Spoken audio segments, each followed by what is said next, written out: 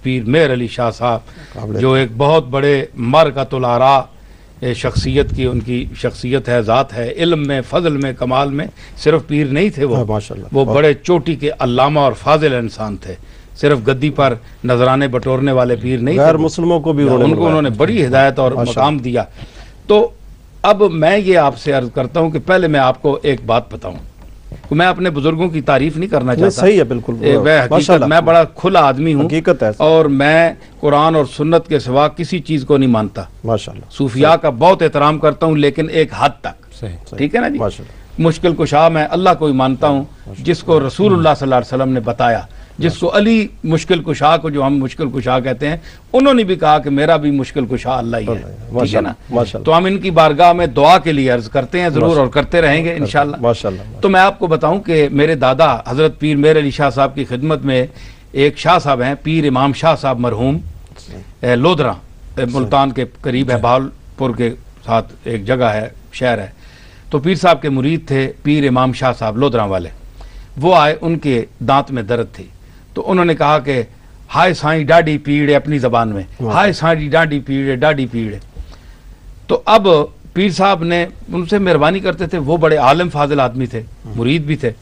तो अब अपने उन्होंने जबान में अर्ज किया, तो पीर साहब ने यही लफ्ज उनका कहा, हाय साईं डाडी पीड़े, यानी हाय साईं मेरे आका बहुत मुझे दर्द है, बहुत दर्द है। तो यही उनका लफ्ज पीर मेहर अली शाह साहब ने दोहराया 3 दफा, हाय साईं डाडी पीड़े, हाय साईं डाडी पीड़े, हाय साईं डाडी पीड़े। शाह साहब मुंह खोलो, शुफ, दांत ठीक हो गए, अल्लाह ने शिफा दे दी। शाह साहब बड़े होशियार आदमी थे, उन्होंने कहा हुजूर ये मुझे भी इजाजत दे दें। शाह साहब ने कहा, पीर मेहर अली शाह साहब ने, कि यही लफ्ज हाय साईं डाडी पीड़े 3 दफा आप कहकर लोगों को दम डाल दिया करें। शाह साहब जब तक जिंदा रहे वो दम डालते थे, कोई पढ़ते नहीं थे कुछ भी, यही लफ्ज पढ़ते थे और हर किस्म की अल्लाह ताला शिफा अता फरमा देता। अब मैं जो बात करना चाहता हूं वो ये है, हाय साईं डाडी पीड़ में क्या है, ना कुरान है ना हदीस है, क्या है इसमें, कुछ भी नहीं है, अपनी जबान है आपकी। वो एक शख्स रो रहा चिल्लाए जा रहा है कि हाय मैं मर रहा हूं, एक शख्स कह रहा है यही 2-3 दफा यही लफ्ज कहकर उसको फूंक मार रहा है और वो ठीक हो गया। असल बात ये नहीं है, असल बात यह है कि फूंक डालने वाला कौन है और वो किस मकाम का है। माशाल्लाह, बात ये नहीं है आप सारा कुरान रख लें, एक मौलवी साहब पढ़ते रहें, एक पीर साहब पढ़ते रहें, वो सारा कुरान पढ़ के फूंक दे, मेरे ख्याल शिफा नहीं होगी। हाँ, बिल्कुल।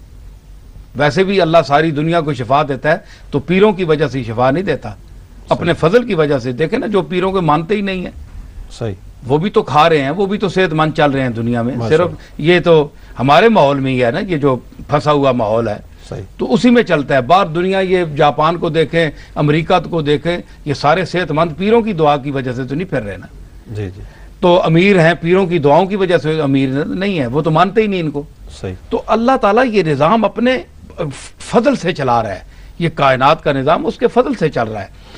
तो हम जब ये बात करते हैं ना कि आपने ये दुआ की और ये दम डाला, तो ये आप जब अल्लाह के साथ आपका ताल्लुक होगा उस मकाम पर कि जिसके लिए रूमी ने फरमाया था कि गुफ्ते अल्लाह बुवद गर्च अज हुलकूम अब्दुल्ला बुवद, कि एक इंसान कामिल पर वो वक्त आता है कुरान और सुन्नत की तालीमात पर चल चल कर हुजूर से मोहब्बत और नियाजमंदी और अल्लाह से अब्दियत का राब्ता रखने के बाद, मुसलसल जोहद मुसलसल के बाद वो मकाम आ जाता है कि जब वो इंसान मुंह से ज़बान से कोई लफ्ज़ निकालता है तो बोलता वो है लेकिन असल में अल्लाह बोलता है उसकी ज़बान पर। जिस तरह हुजूर ने हज़रत फ़ारूक आज़म के लिए फरमाया कि अल हक़ को यंतिक़ु अला लिसान उमर, कि अल्लाह हक बोलता है उमर की ज़बान पर, है जी। तो अल्लाह ताला की तायीद उसकी ज़बान को हासिल हो जाती है, जो वो कहता है इधर ज़बान से निकली उधर कबूल हुई। वो कहते हैं ना कि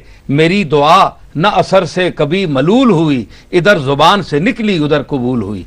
तो ये वो मसला होता है कि वो अल्लाह के साथ जब राब्ता बंदे का इतना करीब हो जाता है तो उसकी मुंह से जो लफ्ज़ भी निकल जाए वो उसकी बारगाह में कबूल हो जाता है। उसके लिए ख़ास आयात और हदीस की पढ़ने की ज़रूरत नहीं होती। और अगर राब्ता ना हो, प्रोफेशनल काम हो, दुकानदारी चलानी हो, पैसे लेकर तवीज़ देने हो और दम फूक करके तो मेरी बहन मेरी फलां तुम्हारे ये शफा हो जाएगी, अल्लाह ये कर देगा, अल्लाह तो करता ही है, हम कहें ना कहें। मैं खुद एक पीर हूँ माशाल्लाह, हम भी सारी दिन उसे दुआ ही करते हैं और क्या करते हैं, हाजत रवाई तो वो करता है। एक शख्स मुझे कहने लगा जनाब मुझे 6 महीने हो गए आपसे दुआ करवाते करवाते, तो आप मेरी हाजत पूरी नहीं हुई। मैंने कहा हाजत रवा मैं नहीं हूँ, पागल के बच्चे, तुम्हें किसने कह दिया कि तू मुझे हाजत रवा समझ कर आ रहा है? हाजत रवा तेरा और मेरा वो मालिक है जिसने तुझे और मुझे पैदा किया है। मैं हर मसले में तेरे जैसा मोहताज हूँ, तू मुझे क्या समझता है? मैं कुछ भी नहीं हूँ और कोई भी कुछ नहीं है। समझ आई ना? वो अपने मर्तबे पर है, जहां तक है उसका हर कोई मोहताज है। तो ये आप करना कि आप किसी के पास जाएं, जनाब मुझे आप किसी ने तवीज़ दे दिया तो आपकी मुश्किल टल गई, ये मुश्किल है, नामुमकिन है। समझ आई ना? हाँ, दुआ है।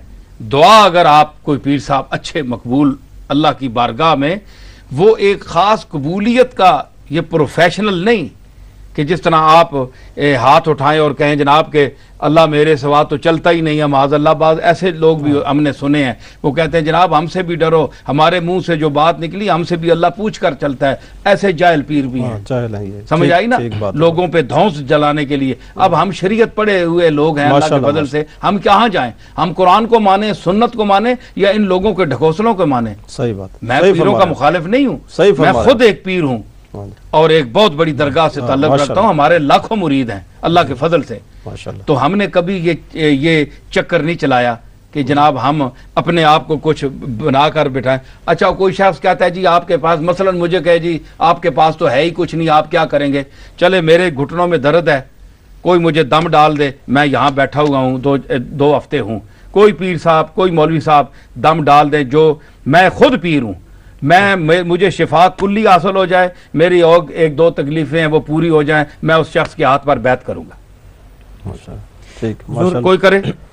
अर्ज ये है कि हमने बात की, देखो ना एक पीर है, पीर एक चैलेंज कर रहा है, करो, अगर कर रहे हो तुम में कुछ है तो करो जी। सही है जी।